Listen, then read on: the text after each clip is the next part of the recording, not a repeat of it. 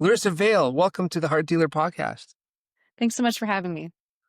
All good. Frontwoman, Black Satellite, lead vocalist, based in New York, I think, but from Pennsylvania.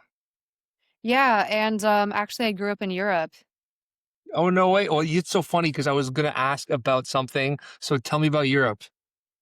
So I moved around every 2 to 4 years, just lived all over Europe, um, and then came here for high school.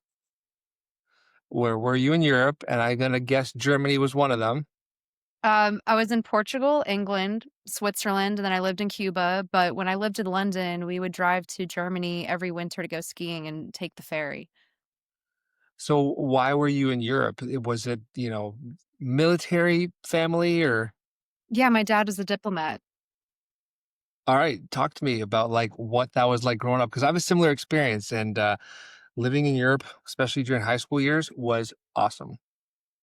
I mean, obviously, I don't know it any other way, but I mean, I thought it was like a really amazing upbringing, like living in picturesque places like Switzerland where my backyard looked like the sound of music, at the rolling hills and I could see the Alps and Lake Geneva. And then, being transplanted from Switzerland, one day my dad comes home from work and he goes, "Okay, in a couple months we're moving to Cuba." And I'm like, "What?"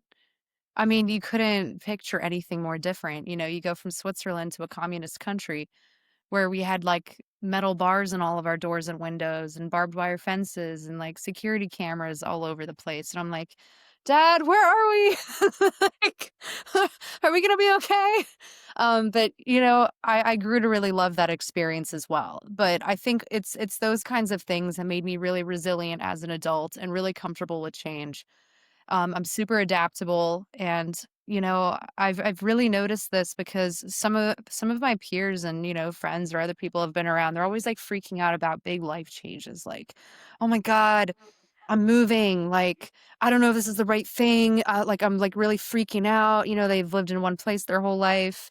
I don't know if this is right for me." And I'm like, what do you mean? Like, if you don't like it, just move somewhere else. Like, move back. Like, who cares? Just go for it.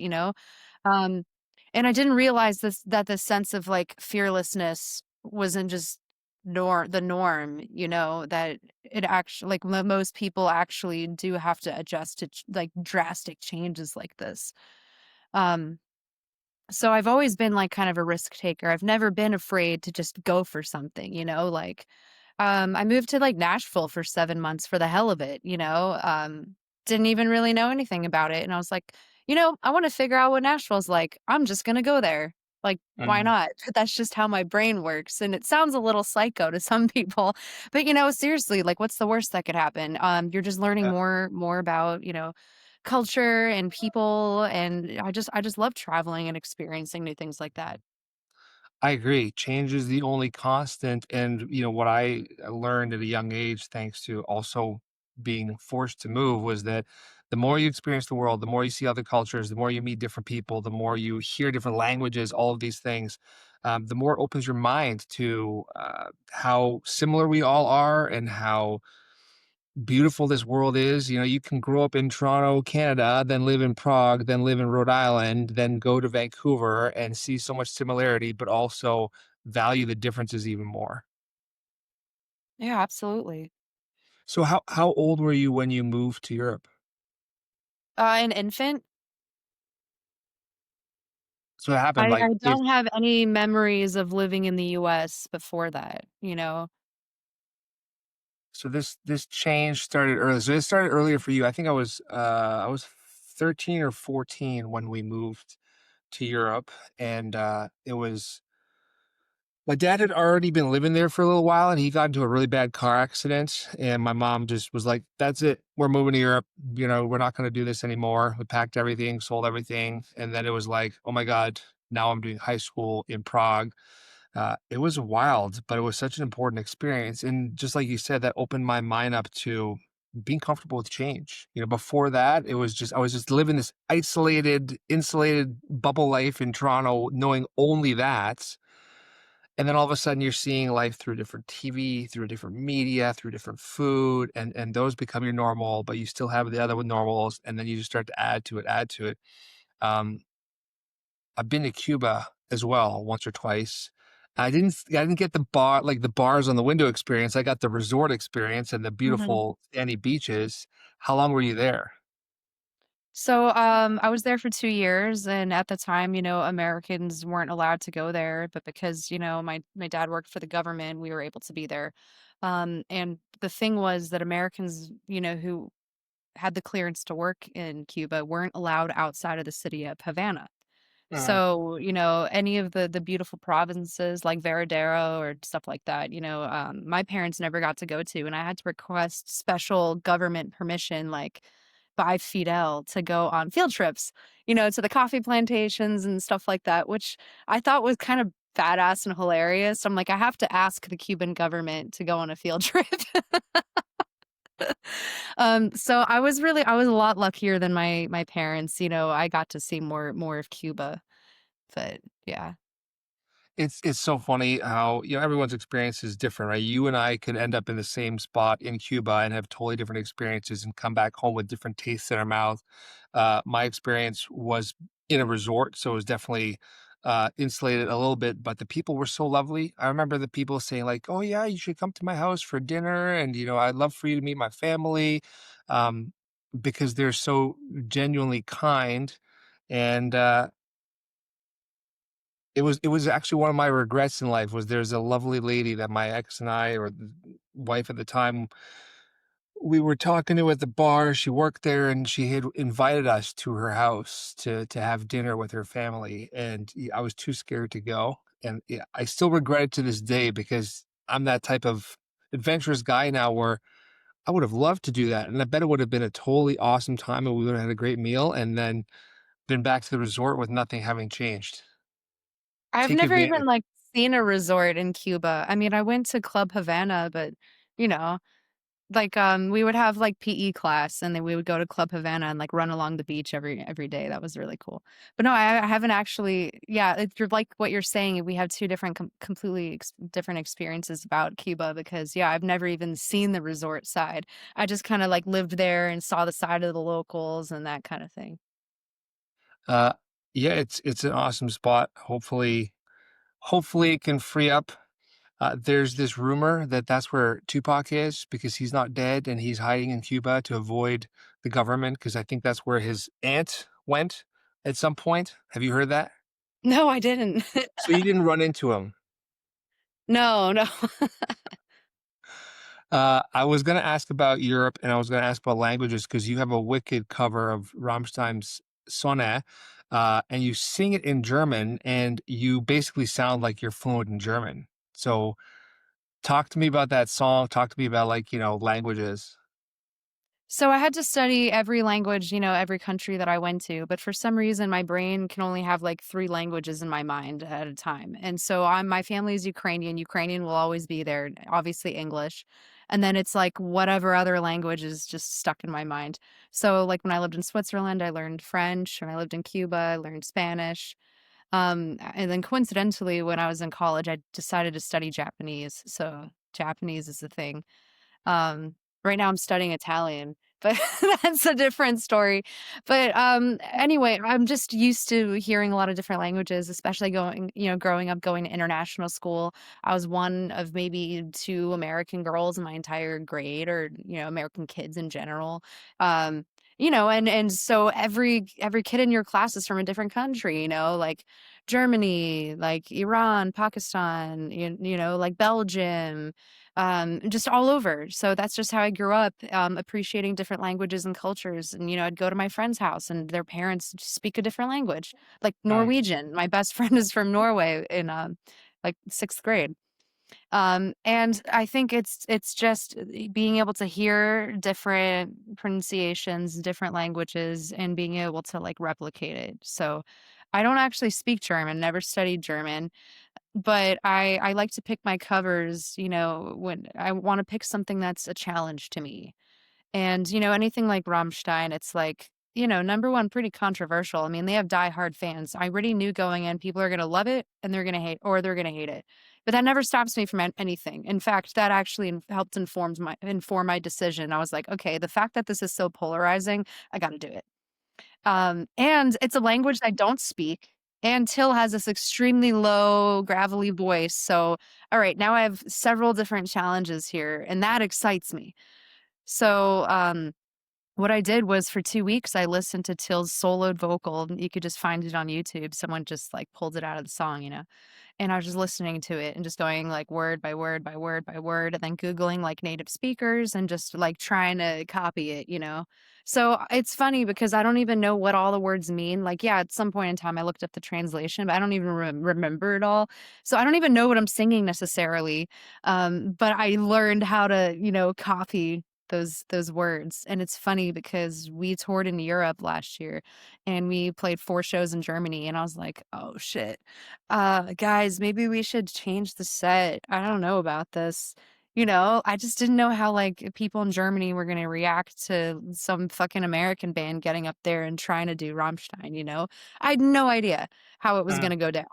And I'm like, "Do we really want to take this chance like this?" And again, anytime I feel out of my comfort zone, I'm like, "Okay, this is the move. We're gonna do it. We're just gonna do it." And we were on tour, and one of the other support bands was a band from Germany, and I asked the singer I was, like, backstage, standing by the staircase, ready to go on stage in, like, 10 minutes. And I'm like, "Hey," this is a few shows in, honestly, like, I want you to be brutally honest, like, "How's my German?" And it's fine, like, whatever you wanna say because I genuinely want to know, so if I can do better, that I could, try to figure it out or whatever, or maybe you can give me some pointers. And he was like, "No, from, like, a native speaker, like, you're doing a good job." And I was like, "Promise?" And he was like, "Yeah, of course, I would tell you if it sucked." And I was like, "Okay, thanks." And then I went up there and played my first show in Germany. But, That's the awesome. yeah, the funny part was that, people were coming up to me after the show, and they were just speaking to me in German, and I'm like, sorry, I don't speak German," I don't know what to tell you." You did such a good job with the song that people thought that, "Oh, man, she must be a native speaker. End of story." Yeah.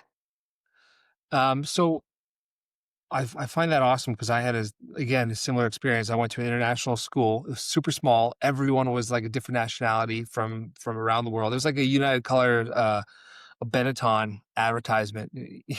Every ethnicity, and everyone spoke languages, and everyone got along, and everyone went out and partied and played together and hung out. Um, It's so true that you pick up the nuances of languages, right? So I can be here and I'll hear someone with speaking English, but with an accent, and I know if they're from Brazil or Prague or wherever else, because you can get those nuances. So that helped with the song. Having lived all over the world, and traveling so much, like, how did that inform your musical taste? I want to know how like Larissa became this hard rocker, alt metaler.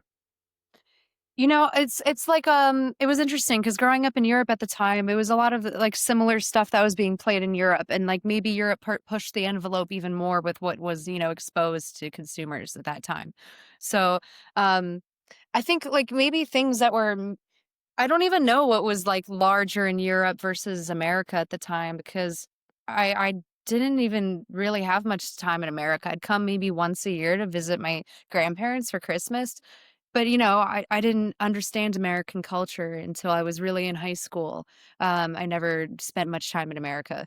But, so, I mean, it was a lot of, like, the '90s, like, industrial, kinda Yeah. new metal, like, grunge kinda thing.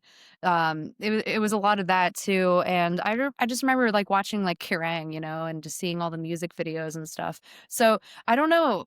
I can't really speak because I wasn't in America at that point in time, and all I know is what was I was being exposed to in Europe, which was, like, that kind of stuff. So, I don't know if it differed in any kind of way or there's some crossover. So what was like the genre selection? Like at what age did you fall in love with music? Was it, a album of your parents? Was it rock? Was it pop? How did you get to the harder stuff? So, I have an older brother, That's normally how this goes, right? They're a bad influence. I'm just kidding. Um, no, my brother's 9 years older, so he was in high school, I was, like, in elementary school, and I would just hear him blasting music late at night, and it would be, like, a lot of Marilyn Manson and Korn and Rob Zombie and Deftones and Limp Bizkit and Eminem, and so then I just got, like, really into it, at a super young age, and it was really funny because I was, like, in elementary school and just, like, obsessed with Eminem, like, I went through an Eminem phase, and, like, literally 3rd grade or something like that.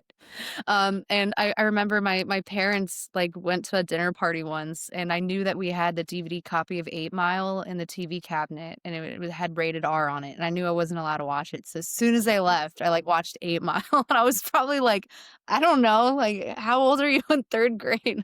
Probably, like, 8? Um so yeah, and then, at age 11, I was getting really into, like, Marilyn Manson, Korn, Rob Zombie, that kind of thing. Cool. In Europe, it's funny because I was there from I think '94 to '98, and around that time, industrial was definitely getting more popular. KMFDM, Ministry, Rammstein, Nine Inch Nails. There's like a whole bunch of different bands that are like industrial leaning. And there was a lot of electronic music in Europe happening at that time too. Plus, you had like this stuff coming out of UK, right? Prodigy, Chemical Brothers, and that all led me into more metal that was electronic leaning. So you start to discover different pools because of different things. Was there anything in Switzerland or somewhere else, or maybe Cuba, where you're like, "Wow, I've discovered that," and then that altered more of the rock or metal stuff that you listen to? I wouldn't say that necessarily. I was just exposed to the kind of music that I ended up really getting into. And then, it was just like, then I'm just searching for more of that, like when I lived in Cuba, it's like it's a weird environment, right? So it probably sounds crazy, but my homeroom teacher at the time, yeah, I was probably in like 6th grade.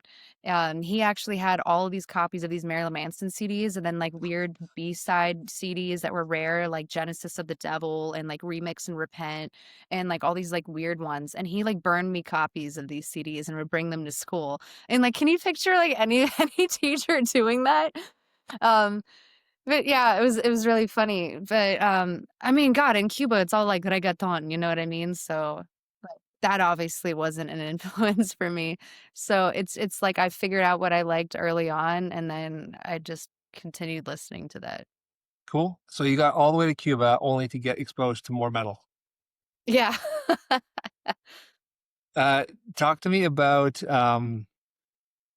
your inspirations, because I read that you have mostly male vocal inspirations. How did that happen? Do you have any female ones? I mean, obviously, when you present, when you are singing, you sound very unique in your delivery. But talk to me about your inspirations. Yeah, I would say I have male inspirations, but that's just complete coincidence. It was just like the bands I was listening to.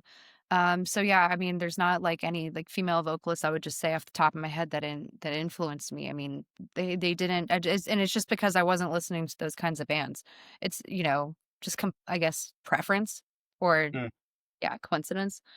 Um, and I'm not thinking about so much like, well, how am I supposed to sing or this or that? I guess it was just like what influenced me, growing up. And anytime I step into the studio, I try to be, extremely authentic and vulnerable. And I'm not trying to put myself in a box. I'm not trying to emulate anything. It's not like I'm like, okay, I want this song to sound like this, or I want to do this thing. It's more like I think it's cooler if it comes like just from subconscious place, because obviously, nothing nowadays is original. Everybody is influenced by something, whether you know it or not, and you don't even remember where you heard it or where it came from or whatever. Um, and I don't even understand how my brain weaves all of these things together, and I don't really try to. You just go in there, to try to be expressive, and then I think that's the best that we can do as artists. Yeah. Do you have female inspirations as well, or do you typically just go towards, like a deeper, growly, male No, centric? I don't have, female inspirations, but like I said, it's not for like a reason. It's just, what I was listening to. Yeah, cool. You support Marilyn Manson. earlier this year. What was it like, being someone that was getting bootleg Manson stuff in Cuba to then all of a sudden being on a stage with them? That was, like, seriously a dream come true for me. So my first tour ever was with John 5, and I thought that was really cool. So this really, like, came full circle to me. For me, like, this year, I was like, "Wow, I started out with John 5, and here I am on tour with Marilyn Manson." And, people ask me, like, "Who would be your dream artist to go on tour with?" "What would be, like, a tour you'd really wanna do?" And that's my answer, and I did that, and it actually still hasn't even hit me because. I'm like, "Was that like a dream?" And even on the tour, it's just it's so weird how your brain just doesn't get it when you're even in the middle of it. And the shows are so great, and I knew that that would be our fan base. They're all sold out, thousands of people there. And also what I didn't really expect was, for people to kind of really research the support band and kind of try to figure out what we were all about too, to just try to enjoy the show more. So like we'd pull up at the venue and I'd be like walking inside and there's people lined up outside our bus like screaming my name and I'm like, what is going on here? At first I was like, did they get the wrong bus? And I was like, no, they're screaming my name. This is weird, you know. But it was really cool, and it was so humbling and rewarding to know that, all of the hard work and suffering has paid off in some fashion because, the industry is really unforgiving. And I'm just lucky that I'm just so obsessively focused in that way, that the pain doesn't even feel like pain to me because there's nothing else that I can think of that I'd want to do with my life, So this is my only path and it's just nice to know that, sometimes it does pay off. And I'm like, okay, I'm not delusional. Like something's happening here. And that's really cool. Yeah. I'm sure your upbringing, your traveling, your change, your constant, push to relearn, to renew new friends helps with the ups and downs and madness that is in the music industry. Yeah, I like I said, it takes a thick skin and that kind of sense of resilience, and adaptability. And even if it translates just to life on the road, I feel like I could just tour forever. Like it doesn't even affect me. I don't even get tired. Like, yeah, your body gets pretty beat up, but I could just keep on going if it were up to me. But like other people in my camp, they're just like, oh my God, I'm dying. Like after it's like a 3 month long tour. Like, don't get me wrong. It was like brutally long and they were like, "Man, I can't wait to go home, sleep in my own bed." And then, I get all teary-eyed when I'm, like, moving out of the bus and stripping my bunk, and I'm like, "No, this is my home. I don't wanna go back. I wanna keep touring. I could do another 6 weeks." Because all of my memories was just like my family traveling all over Europe, and we're a family of five squished into like a hotel room with two beds, and so me and my siblings, like all three of us, would be sleeping in one bed like freaking sardines. And it wasn't it was always like home wasn't where we lived, home was who we were with. So as long Mm. as I had my family around, it didn't matter what craziness we were doing, where we were, it just was like, "This is home." And I was kind of raised that way, so my bus feels like home, my band feels like home. So that's kind of what's able to sustain this for me long term. It doesn't feel like I'm leaving anything behind. It doesn't feel like I'm putting a life on hold or sacrificing. And for a lot of people, it does. But for me, I don't know. My brain's wired in a different way. I feel like you can adapt your routine for the road. I still like cook eggs on the bus every morning with a little egg griddle, and you have an air fryer, you can make some chicken or like asparagus or whatever. You don't have to like live like a total freak just because you're on tour. You can be like normal and get up early and even go to the gym if you want. It's just you kind of adapt your lifestyle for that. Yeah. Is what you make of it. I mean, you and I have probably both learned that same thing is you can be anywhere, you can as long as you're with the right people, you're good. That is home is where the heart is, as the expression is. And then you Exactly. adapt. You get used to cooking a certain way just because you're somewhere else doesn't mean you can't cook the same way. You just have to adapt. Mhm. Exactly. So Penn State University, cinematography, film, video production, like how did you all of a sudden pick up a microphone? So, it was always music for me, and I just felt, like, pressured to go to college or whatever by my family, And, it wasn't a bad experience because I took some weird, cool classes, like Japanese or like the philosophy of metaphysics or like some crazy stuff. I would literally look up like the most far out, like strange intellectual classes and just sign up for all of them, you know?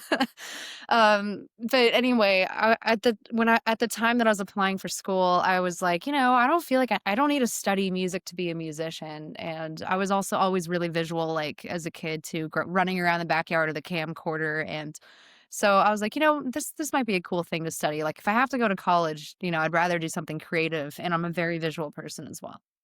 So I studied cinematography, but in hindsight, I kind of wish I studied like something more useful to me now, like audio engineering. Oh god, I would really be able to use that skill set right now. I'm just kind of learning, through experience on the road. But, had I already had that knowledge coming in, I could have figured stuff out quicker. But it's cool. I probably would have done things the same way had I studied cinematography or not. Because I think it's one of those things where you don't necessarily need to be taught. If you kind of have you know, an inclination towards anything creative or visual. You don't need to like go to school for cinematography to like know how to shoot something well. It's all in the eye and the way that you perceive reality. And cinematography is all about capturing the reality that you see in your heads, and to be able to portray it to other people because everyone views the world in a different way. And so that's what I think is really cool, watching certain films and and seeing someone else's interpretation of how they see things. And that's kind of what gives it that flavor and the character of each unique cinematographer. So I kind of try to do some of that in our videos as well. Obviously I'm not the one shooting it, but my director and I have this really symbiotic relationship where it's like I don't even need to communicate the kind of stuff that I'm going for, and he'll just show me stuff he's shooting in camera. And we've already done 6 videos together at this point, but it was just the first time around, I was like, "Okay, this guy shoots like how I would shoot." So, we have something really special here, Now I don't even have to, like, look at what he's shooting. He'll just send me the edit. I already know him. He already knows what I like, all of the kinds of things, what kind of lighting and color grading and aesthetic. He just knows me. So yeah, I don't think my background, having a degree in cinematography really contributes to that at all. It was just something cool to waste my time on when I was going to school. Yeah, that's fair. I did some obscure classes too, and, it it is what it is. It's so funny that you mentioned this conversation about, not knowing how to do it and just feeling I was watching as I do most nights, I was in a bit of a YouTube wormhole, just kind of discovering different things. Kurt Cobain, Nirvana, that was like such a huge, important part of my life growing up. And he's still for me my favorite, up there with Tupac, in terms of creatives. And so this little clip I watched last night, there was an interview where he said that he doesn't want to play guitar well. And I'm paraphrasing, but he doesn't want to play guitar well. He doesn't want to know how to play. He doesn't want to know the chords and this and that. He just wants to feel it. And these guys flashed a quote from Claude Debussy, who I've never heard of before. And there was someone Yeah, that I guess had referenced it. Rules don't make works of art make rules. it's a And composer, Debussy, yeah, right? so I'm new to this person, I've never heard of this person before, but the quote, which I saw last night, struck me, it resonated with me so hard because that's what I try and instill in the clients that I have and the artists that we're working with. I say, like, business starts where art ends, where creation ends. Your job is to create and just to get it out in the rawest, most organic way possible. And if that means that you don't know what you're doing and you're just living on pure instinct and feeling and sound and sight and you learn as you go, that's probably the um, truest form of creation. How I do mean, you guys? that kinda goes back to how people, viewed that in ancient times. They didn't see it that, musicians were creating or artists that were creating the art themselves. It was some kind of higher power or godlike entity, and that the artist was actually just the vessel, and Mm, so the art was passing through them. yeah. I'm in agreement. I mean, I've talked about this before on this same podcast, like the interconnectedness with the universe, right? Like there's a lot of people who start to research and believe in manifesting and a universal connectivity. And when you think about it, if we're all composed of sound waves or vibrations or frequencies, it's very easy to then say, okay, well, Larissa and I are connected in some way through different vibrations and frequencies. And then the language universally would make sense that it's some form of music. And if we close our minds and figure out how to tap into that frequency, then we're going to have output, and that output is art. Talk to me about your, I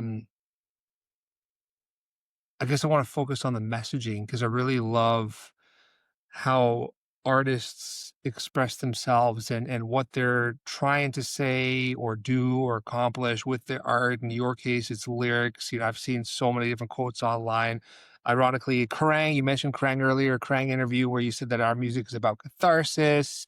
The new album explores some darker themes, but it sounds like everything is rooted in positivity and self-improvement and self-acceptance and whatnot. Talk to me about, what motivates your lyrics. I write from personal experience, because for me, whenever I get those words on the page and, the way that you express yourself, whether it's through aggression or if you want to, hang back and be soft for a minute in a song, or even the amount of rasp in your voice and like the intricate little characters, it can just convey so much, so it adds another layer just, to the words. But anytime I get those words out, I feel like they're not that those feelings aren't living in the same way inside me, and so now it's kind of like externalized, and I can it's almost like going out of body. I can kind of just now it's this other thing, and so yeah, it is about catharsis for me. Whenever I'm having a great time, I don't really feel like I need to pick up a guitar for whatever reason. So that's why a lot of the songs are about those darker things, and I think it's going back to this sense of fearlessness that I was talking about. uh, I don't shy away from writing about, these darker feelings or whatever. I think it's important to be vulnerable and expressive, and that's what makes it so relatable to people. And I wouldn't ever be any other way. Just that authenticity, just as an artist.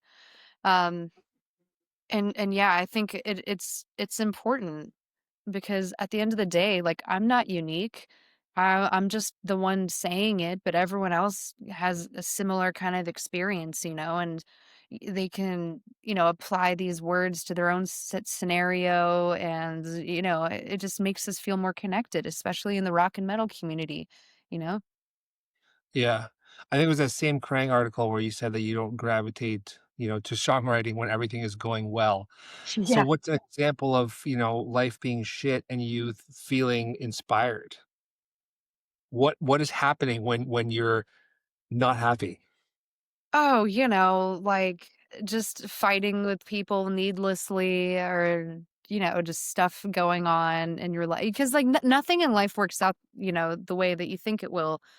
It's always just a meandering road, which I have the song Misconception actually says, like, we wander before we fall, which just is basically like meandering through life before we die, kind of a thing.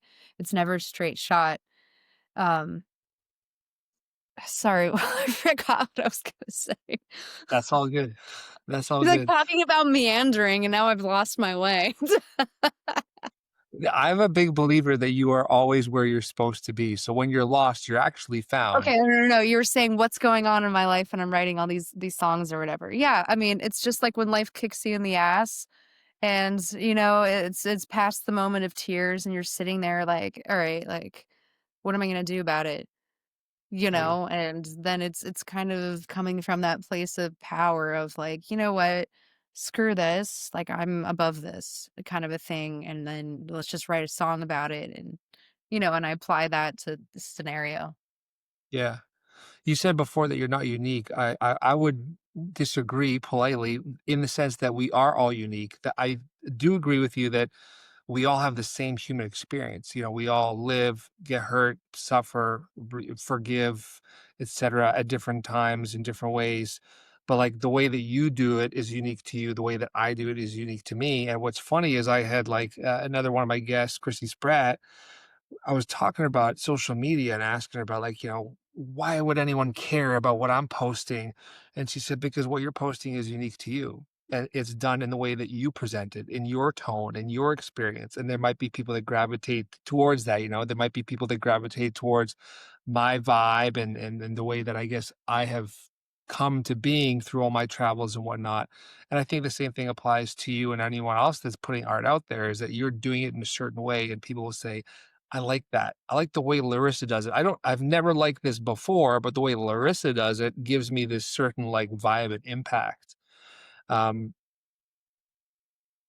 I'm I mean, meandering like, though in too. terms of no, I'm still here. No, I meant, like, in terms of my experiences as a human being, like, it's not unique, you know? There's centuries and centuries of people going through the same thing in a different Mhm. way. You're absolutely right. I agree with that. How do you keep going? I'm always fascinated to hear about how people pick themselves up because, like you said, we all have life dump on us sometimes. We all have moments where we wake up and we're like, I can't do this. I don't want to do this, whatever it is. What gets you back on your path? What gets I'm you s going? I think the number one thing is I'm way too stubborn. I'm like, I'm not just gonna let something take me down, you know? I'm like, "Screw this." Like, um, and I think it's my tunnel vision, my one track mind, like, to achieve everything that I want to achieve, you know, almost obsessively. And I think it comes down to a little bit of like an existentialism question for me. Mm, So people ask me, like I've been asked before, what would you do if you didn't do music? And there is no other answer for me. And I don't think I need another answer because, and that's where it becomes existential. It's the thing that terrifies me. I mean, there's nothing else that I'd rather do. This is the only way. So that's why I said, like, I'm stubborn, obsessive, passionate, driven, because the alternative is like a life without meaning for me. And that is like worse than death. I mean, that terrifies me so bad that it's like, I'm going to do this until it kills me. mm. Yeah, it's so true. So when the pandemic just started, I was in Toronto and I had wanted to move to BC for a while. My ex and I had been talking about it. She had family here. It's so beautiful out west. It's by the ocean, mountains, and we had this opportunity to go. I asked my former boss, is like, you know, can I move to Vancouver and work from Vancouver? And they said, as long as it's the same time zone, like as long as you shift your hours, sure. So we did it. And people thought we were crazy. But within like a matter of a few months, I had sold my place. I had liquidated like whatever I could. Everything else was packed and shipped across the country. We found a new home and it was done just like that because you get to choose in life what you do. And I think too many people uh, have been put into this mindset where you're born, you go to school, then maybe you go to university, you get a job, a mortgage, you pay the mortgage, then you retire for maybe 5, 10 years, and then you die. You don't have to do that. You can literally like do what you did and go to Nashville for 7 months and just like, screw it, I'm going to Nashville. You Did you know, put any? I totally understand what you're saying. And I'm, like, not super into, like, destiny or fate. You know, whether that exists or not is not up for me to say, and I feel like I wanna have a hand in my own life and my Mm, you know, my own free will to how things play out, and I'm not saying that that's how it is. Maybe there is destiny or fate, but I just refuse to accept that. That's actually kinda like what I have tattooed here, in Latin, which means, like, wisdom is the conqueror of fortune. And you could spend like a whole week just contemplating that sentence. And that's kind of what that means for me. that's really cool. Thank you for sharing. Mine isn't as cool. I don't have any Latin on me, but I got realize, realize, realize. Very famous quote for multiple people, multiple sources. Um, you're you've got a lot going on. You've traveled the world, you speak languages, you've studied, you're a musician, you're obviously educated and have a inquisitive philosophical mind. Now you're going on tour with Mushroom Head, like after having done a tour with Marilyn Manson. You seemed like there was so much activity going into 2020, then the world shut down, then things in your camp were almost quiet. Like, how hard was that for you to have that transition from really crazy momentum and growth to quiet? Talk to me about this period and now how you're going with the band again. I mean, it was devastating because even I mean, of course, I had all these ideas, all these things, and, everything I tried to implement, it was just like, "Well, that won't work because now this is shut down," or, "That won't work because, no one's press isn't writing about stuff right now, or radio or this, or, like, it's just no one cares." I mean, because everyone's mind was just, like, totally derailed. No one knew what was happening. And I'm like, oh my God, is this like the apocalypse? Like, yeah, we're stuck at home, but why isn't anything else operating normally? Like, I don't get it. It was just living like in an alternate reality for a while. But we were on one of the first tours after COVID opened, in August 2021. So, yeah, we were quiet for, like, a year and a half, and then we've been touring relentlessly for the past 4 years. Think we're gonna embark on our 13th tour in that time period. Played hundreds and hundreds of shows all over the world. We've released singles along the way. Um, so I feel like, yeah, that really sucked, but it didn't necessarily set us back other than the loss of time, Mm. you know? Like, I feel like like, I guess the industry has changed, in certain ways due to COVID and things like that, and we're still kind of dealing with some of those ramifications. But, in terms of momentum, like, we got really lucky that we got all these opportunities to have, like, back-to-back tours. It's like tour, tour, tour. I mean, god, I think we did, like, 4 or 5 tours a year at one point, which is just insane.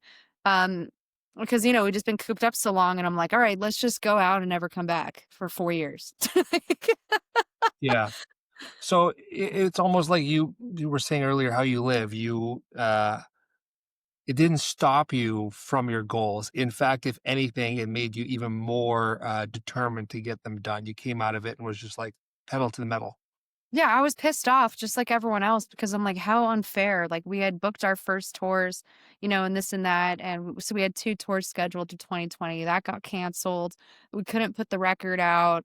Uh, like, a lot of weird stuff happening during that time, and even, like, fresh out of COVID, like, in early 2022, other circumstances just getting in the way, like, it's really crazy, but our first manager, he actually passed away from leukemia in January of 2022, and then we had to go on tour 4 days later, and I remember I spoke to him on the phone the day before he died, and he was like, "I love you," and I'm like, "I love you too." He's like, "I have a, brain bleed, and it's just not sounding good," and I could already tell in his voice, and then my second thought was, "Why the hell are you on the phone with me? Like, be with your family," but he also saw us as family, and that just made it so emotional for me, because he was kind of like a father figure and, like, he had so much wisdom and guidance and was really trying to protect us, from, getting screwed over in the industry or, especially as young kids. Like, we signed with him when we were, like, 23 or something like that.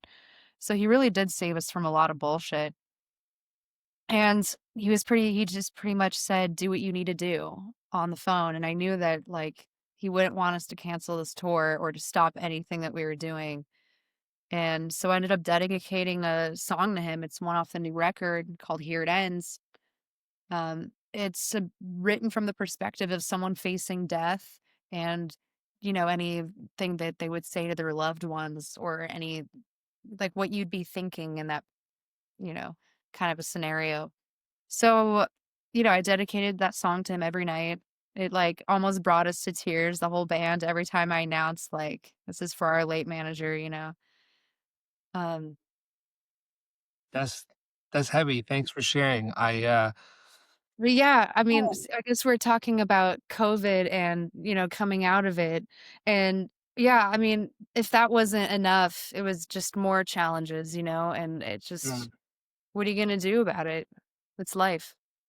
It is life, and we just have to keep going. There is no choice. I've mentioned this many times before, and I'm not trying to like, play this up or anything. It's just such an important thing for me to have happened and for me to relate to people like you. I had a baby girl earlier this year. She lived for a week, and then on Father's Day she passed away, and it was the hardest thing I've ever had to experience, but it taught me so much about myself. There were so many invaluable lessons that came out of that tragedy that have now been turned into beautiful things.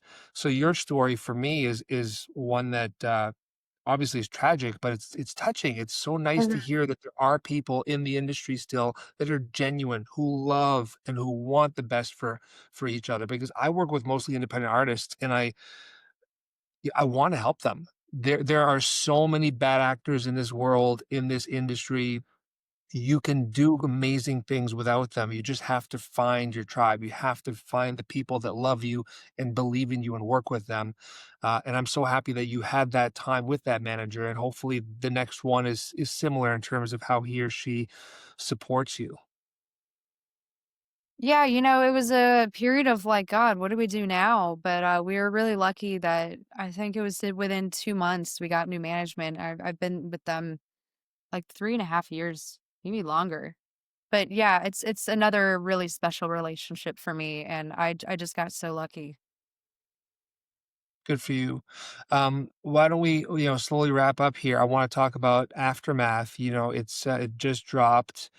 There's a lot of amazing tunes on that. I listened to it a few times through.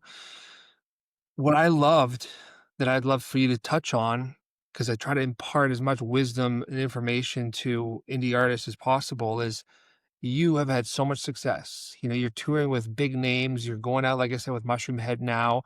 Somehow you're independent. Somehow that album was self-released and self-produced. How do you do it? Like, give me the details from your perspective about independence in this big music industry. Um, I think it's thinking non-linearly. I think I just made up a word that doesn't even make sense. Outside the box. I whenever like a solution is not obvious to me, I'm just like, okay, I mean, there's a way to do anything. Like nothing in life is impossible. I just have to be smart enough to figure it out. If someone somewhere can figure this out, I can figure it out too. And um it might not be, like, the path that you think, but, even it even goes down to the way we approach, like, doing the music videos. We can do really cool things on a budget just because, like, you're creative enough, and there's always a way to do everything? So, it's not like, "Oh, you have to have this kinda budget or, like, do this or that or whatever." Like, you just gotta figure it out? Yeah. What are some of the most important things to your team, to your camp that have like contributed to the success? You've mentioned management, obviously. There's so many artists that would love to be in your shoes that are touring and opening for bigger acts and developing a name for themselves. There's a lot of work that goes into all of that. Like, so who has been indispensable to your career and to you actually achieving some of these things? Um, I think that goes back to that little existential question that I posed that, this is more than just a passion for me. It's like my life. Mm, I think I attribute it to that. I think I attribute it to the fact that I have no backup plan and I'm not looking for one. I like I said, I always live my life outside of my comfort zone, and I feel like the day that I stop doing that is probably the day I should stop writing music. yeah. I'm always striving, trying to achieve the things that I want to achieve in some way. And like I said, even when, the solution's not obvious, just got to figure it out. So do you do a lot of stuff yourself? Are you very hands-on with, booking, artwork, design, whatever it is?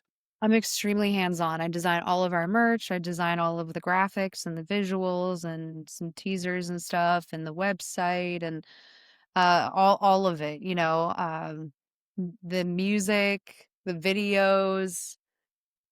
Yeah. So the short answer is you roll up your sleeves and do as much as you can DIY, and then when you need help, you bring in someone else like a manager or a publicist? Yeah, absolutely, to help support, the vision. Because it's like anytime, someone tells me no, I refuse to accept that. I'm like, "Okay, well, screw you. I'm gonna show you that I can do it, and I'm just gonna find a way to do it." You know? Like, this is going to work out for me. Positive attitude. So if you could sum Larissa up in like one word or one short sentence, tenacious, what comes to mind for you? Resilient. Amazing. Do you have anything you want to say or end on? Yeah, so I always encourage people to try to connect with me, through social media. You can follow the band at Black Satellite. You can follow me personally, Larissa Vail official. I get back to all those DMs, and especially we're about to head out on the road. We're gonna have some drives and a lot of time just sitting around after load-in waiting for sound check. So ask me some fun questions. And you can find links to all of our social media on the website, blacksatellite.com. We're also doing VIP meet and greets for this tour as well if you wanna come say hi and see us before we have all the weird gothic makeup on and to see what we look like as real human beings. That's really fun. And there's the ticket links for the shows there as well. It's also our official merch store, and you can pick up physical copies of the record Aftermath on CD and vinyl. It sounds like you've done that before. Thanks so much for your time, Larissa. I really appreciate it. It's been a great chat. Great. Thanks so much for having me.